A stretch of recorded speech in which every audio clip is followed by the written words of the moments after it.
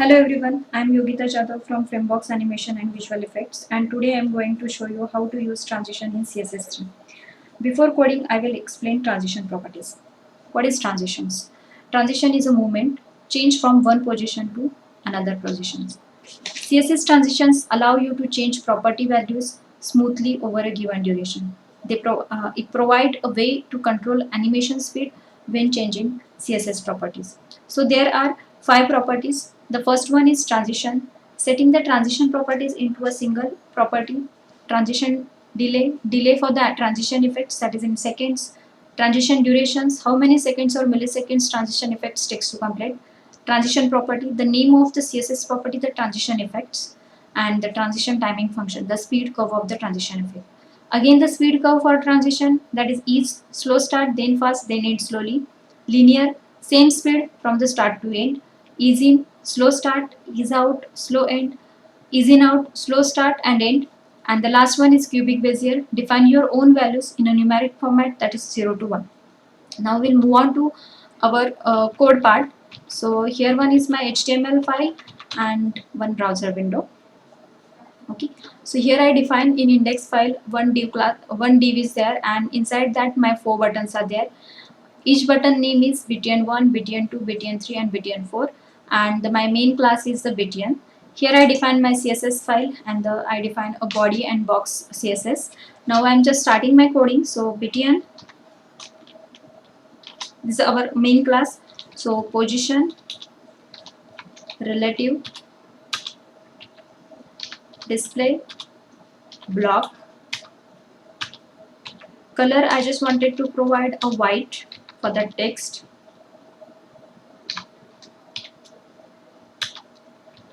I just wanted to define padding, so that is into 10 pixels. I'm defining the border for all. For that, 1 pixels, solid, and the color is little bit of yellow, FFCC 01. Okay, when I save this and if I check the output, see.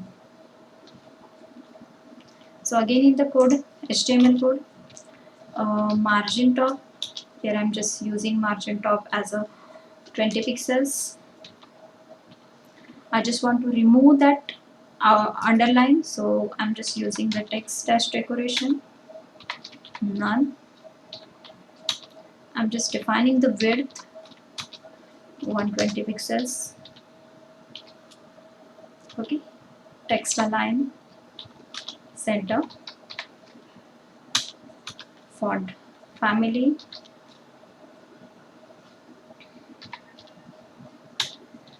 Roboto website font, font size, I'm just defining the 14 pixels. Okay, and the last I'm just using the transition. So I just want to define for the all, so 1 second, all, and ease. Save and check your output, see. Okay, now I just wanted to create next class. So here I'm just defining before pseudo class, so btn before. Okay, background color, I just want to define same, so I'm just copying this. After that, content should be a blank. Position, absolute. For that, top, I just wanted to define as a 50%. Left, I just want to define as 50%. And another property here I just wanted to define with the transition, that is a transform property. CSS3 have a 2D transformation also and 3D transformation also. So in 2D transformation there is a property for the translate. So I'm going to use here that translate property. So that for that, transform, translate. So the first value is the 50%. Second one is 50%. Okay. And here I just wanted to define a Z index property also for maintaining the stacking order of that particular. And again here I'm just defining the transition. Again for all, I'm just changing the duration is okay. So done. Now we'll going to the do over effect. So dot btn1 button name before class. So what you want before? I just want to define the effect in a width. So my property is width 0%, height 100%. Okay, and now I just want to show the effect for the over. So dot btn1 colon over using pseudo class before, and I'm just defining here my width is 100%. Okay, same I just wanted to show for my btn2 but for the height. So here I'm just copying this, paste here. My button name is button2 button2. Okay, now my width is the 100% and my height is the 0, and here just define your height 100%. Save this and check the effect. Okay, now move on to the button 3. So dot btn3 before. Okay, here width is 100%, height is 0%.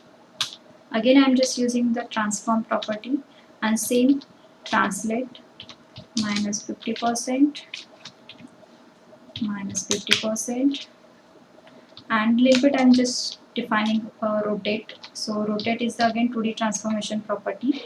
So rotate 45 degree. Okay, and now for the over effect. So dot btn3 colon over before, and here is height I'm defining as a 380%. Okay, check your output, see what happened. So go to the again main class dot btn and define here overflow property, that is hidden. Save this, check your output, see. Okay, same for if you want to for the height, so change these values.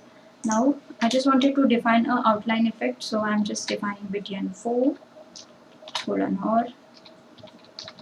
No need to define a before pseudo class, directly define a border radius. Border radius I'm just using a 50%, and again I'm just defining a transition.